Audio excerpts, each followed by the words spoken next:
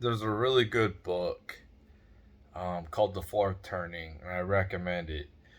Apparently, every 80 years, a catastrophe happens, and then um, America gets prosperous again. Um, we had this, we had the Revolutionary War around. It's rough, a rough estimate, but it's pretty crazy. 80 years later, we had the Civil War, and then 80 years later, we had World War II, and now we're sitting at 80 years later. Um, so how it works is it's like every 20 years or every generation. So the fourth turning is supposed to end around 2028. Okay. So it's probably going to get pretty shitty from now till then. Maybe a little bit after, maybe a little bit before. But after the fourth turning is supposed to be like prosperous um, for like a good 20 years, a generation. And then there's an awakening with the next generation. And then there's a unraveling with the generation after that. That's the third turning. And then the fourth turning is just like decay. Um, so it's probably gonna get pretty bad, with the elections that are happening, with the majority. I think the majority of our population is not about cancel culture. It's a small group of people who have really big voices that are being propped up by the system, by the people um, who are trying to divide and conquer America. That's the only way that they can do it. um, uh, you know, our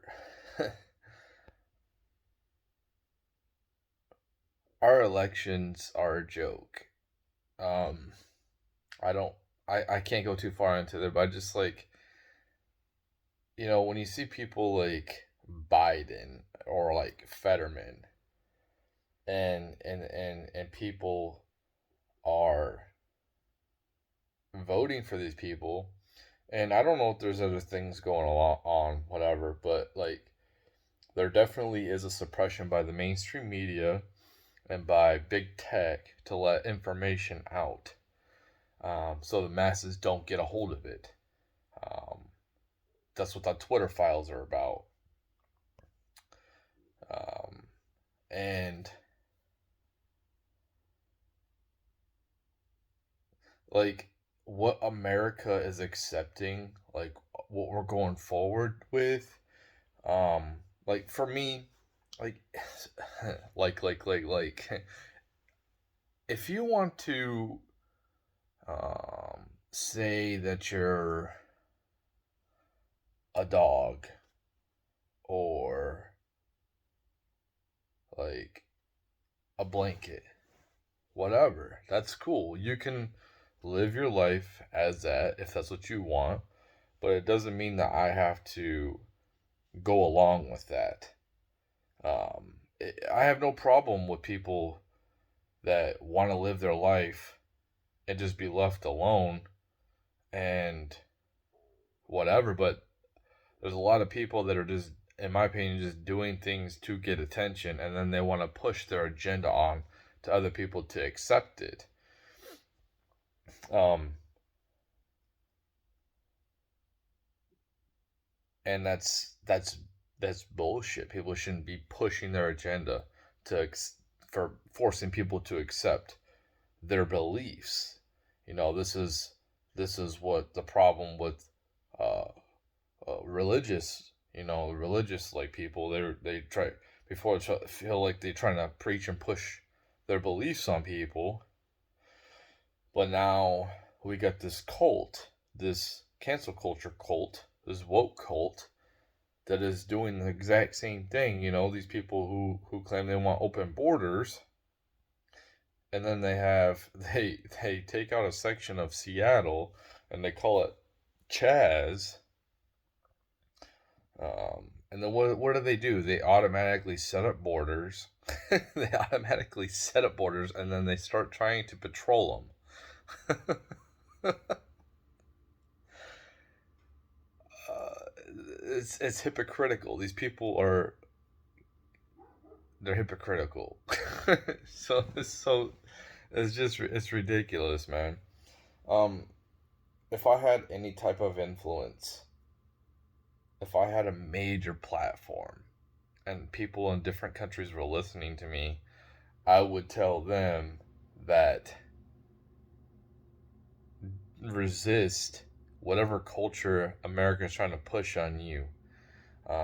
Like in Qatar, these woke people are offended because um, the folks there didn't want to go along with what they were trying to spew. That's a different country. Um, Trying to force your beliefs on somebody else is ridiculous in their own home. Imagine you're a guest in somebody's house and they invited you over and you come in and you're just like, you believe this, you believe, and you start spewing all this crap to them. You're like, no, you have to accept this. You have to get out. If you don't like it, get out. Um, you can. That's the thing is a lot of Americans and these people, uh, a lot of Americans are highly ignorant. And they think that like the rights that they have here, they could just go to other countries in the world and have those rights. And it's go ahead and see what happens. See what happens. Um, they push back against this toxic degenerate culture that the mainstream media and I think a lot of Americans don't agree with. Like I said, I don't care if somebody um, wants to uh, be with certain people who, as long as they're willing partners and they're over 18, I don't care. I don't. It's like you do you. Um, I'll probably do my own thing and go my own way.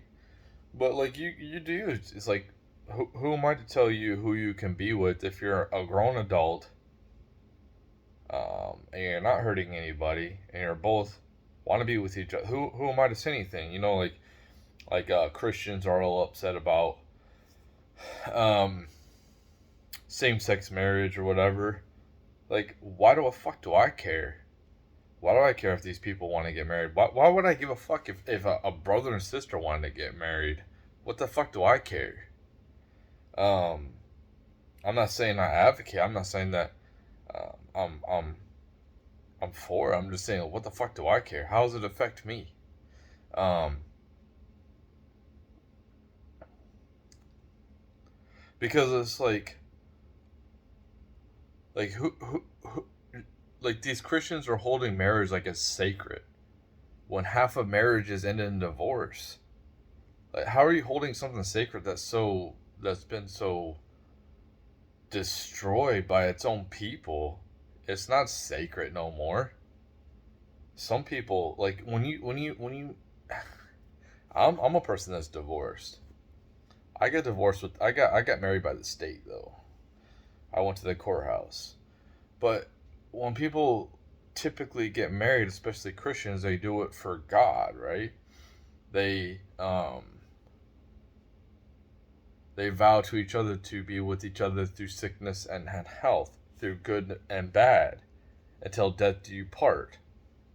Well, when half of the marriages are ending in divorce, like who are you to say anything? Like, how about you fix your own fucking house first? How about you fix your own community? Um, a lot of these people on the right, or these conservative people, the people who would, you know, I align with a lot of things, um, a lot of values. But I think it's interesting how these people keep telling, they keep crying about um, Neuralink. They keep crying about the vaccine. They keep crying about people being on the internet too much, people playing video games too much, not participating in real life. They keep on complaining about this, but they don't make their own communities. You know, cities and suburbs are toxic wasteland. It's a toxic wasteland when it comes to community. And it just baffles me that these rich. I don't have a pot to piss in, dude. If I had a pot to piss in, if I had millions of dollars, I'd start one of these damn communities. I'd start a business where we're manufacturing shit. You know what I mean? But they don't. They don't go to one of these cities that these abandoned towns that are just it's just a welfare land pretty much now, people that live there, or it's dilapidated. They don't go to these old towns and revitalize them and start a community. They don't do that. They just sit here and complain on the internet. Like um I like a lot of them. But like these YouTubers, it's just like, dude, I'm not outraged no more.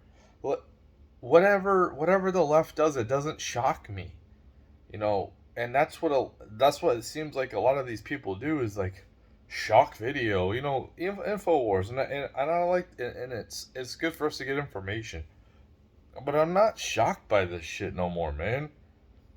There's a place in Missouri called Skidmore, and this happened in the 80s. There was a bully in the town, and the whole town came out. He was supposed to go in prison, go in jail, but there's appeals, and he was out of town and kind of like threatening people. And the whole town one day gathered together. They had a town meeting. The guy came down there, and apparently walked out of the bar. He was gonna leave, and right, the whole town was there witnessing it, and a couple people shot and killed that guy. Nobody spoke. The guy was bullying the town police and everything. Nobody spoke. Nobody was prosecuted, and he was killed right right in the middle of the day in front of the whole town.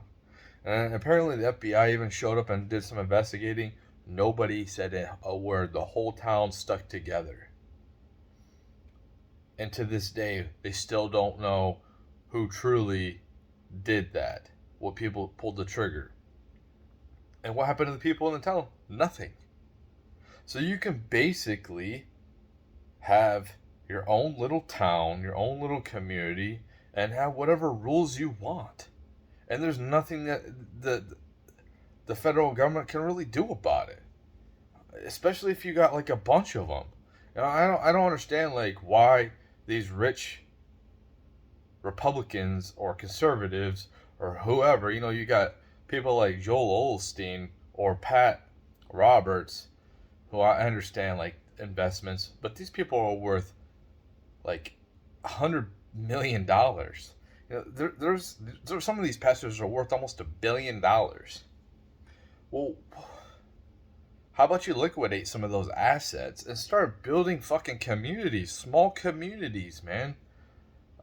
Not central communities, small communities of like 1,000 people or 5,000 people in a small town, like and have them all in red areas. But they don't do this. All they do is complain. They say like, "Oh, it's God's plan." This is like, what are you talking about? This is God's plan. Like they always say like, "This is the end times. This is Revelation. This is the end times." It's like they've been saying that this is the end times. They're gonna continue saying it's the end times. Like there's only so many times you can say this is the end times. And by the way, you're not supposed to be able to predict shit. Like Jesus is supposed to come back whenever the hell he wants.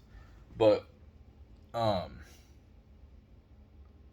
when you think, because things are getting bad in your community or there's a decay. You don't have to participate in these. Like, you can completely take over a state.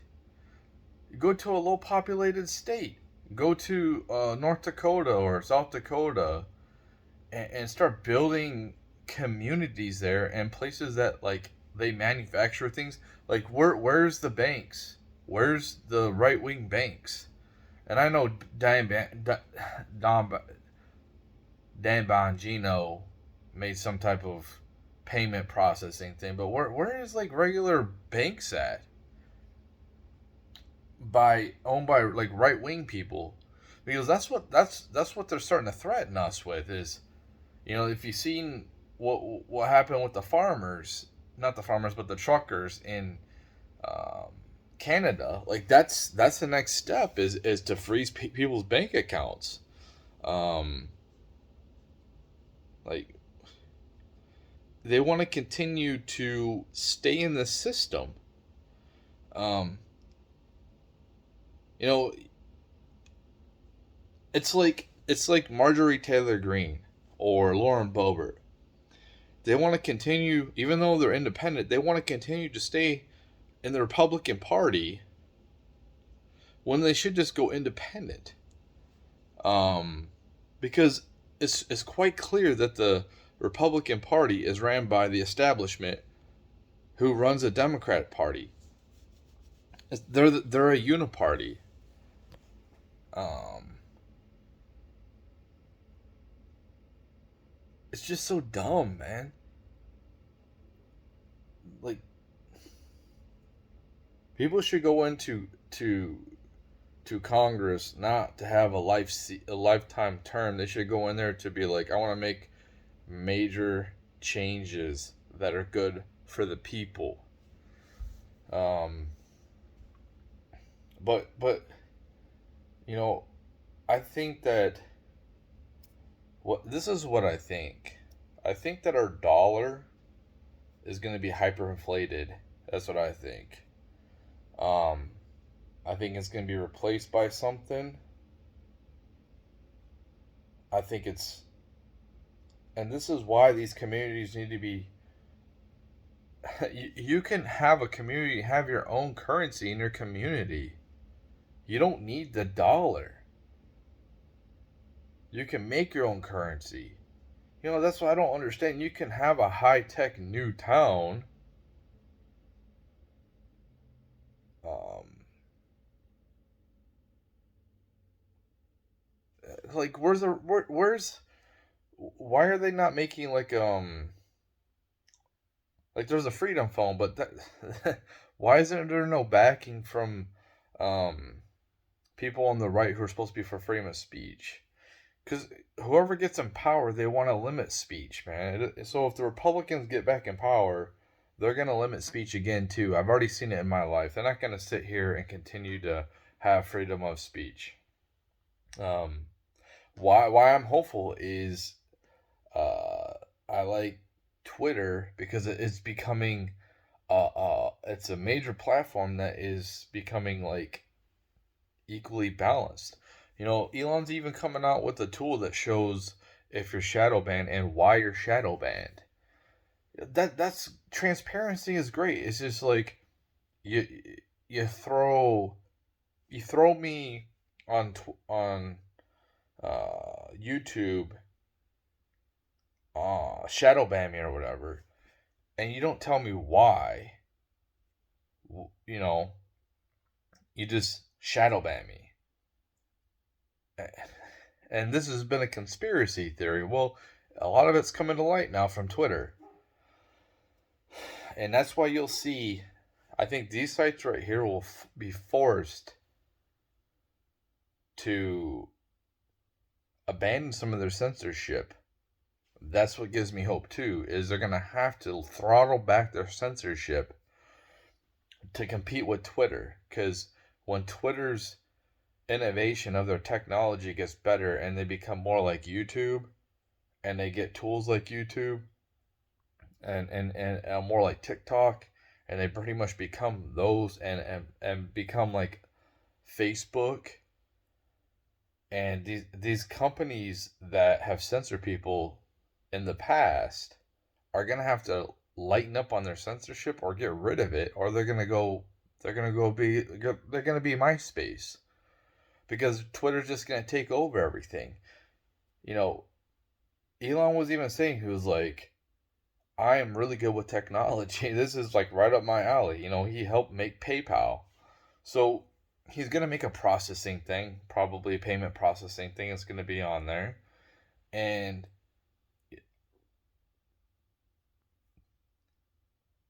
it's interesting. It's interesting to see what's happening. What I think the best thing to do. This is what I'm trying to do. I'm just trying to lay low, man. I'm just trying to lay low, especially the next few years. I want to lay low. I want to try to keep improving myself. I thought the best years of my life would be coming up, right? My kids are going to be I was banking on like being 43, 44, and my kids being out on their own, and me being able to really do me now. But apparently it's going to get kind of bad.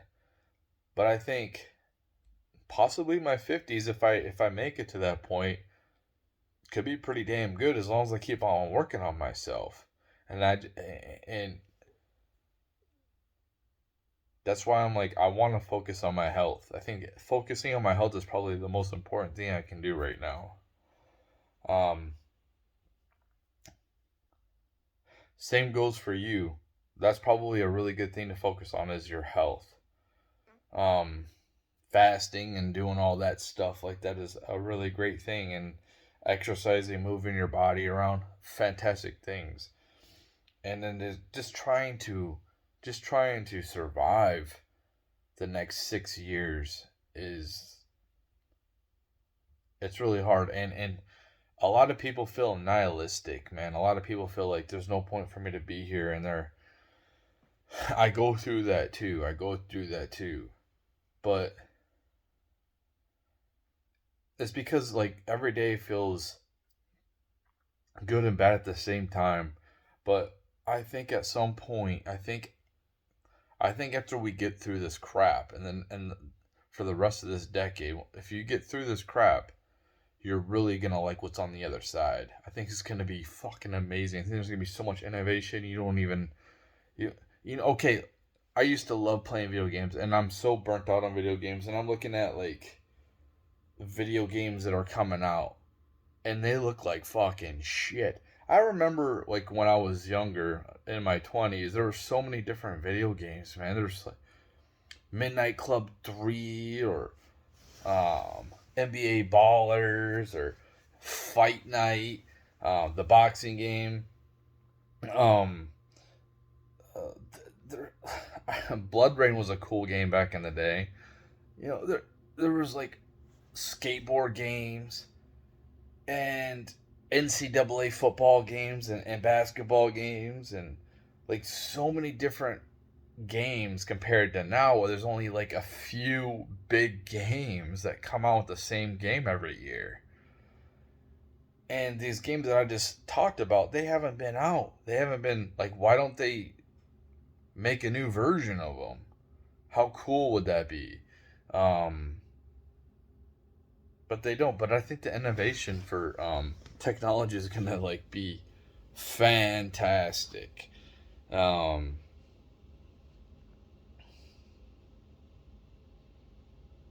we'll see.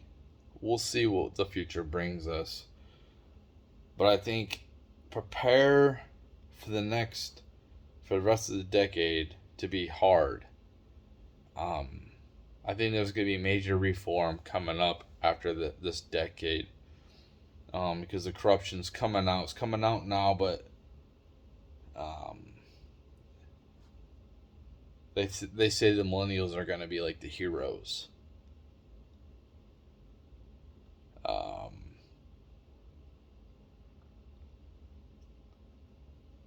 and I think Gen Z will be the artist. I'm an old man trying to make music, trying to make videos, I'm doing things that like a young kid should be doing, right? Like making music is a huge thing, writing poems. And for me, um I probably won't ever be big or nothing, but possibly somebody might stumble upon my creativity, my art in the future, and either it'll influence them or innovate. They'll innovate what I made, and it could be huge. What they make out of it can be huge because they'll be young and they'll have that energy, and they'll have that talent. Um, yeah,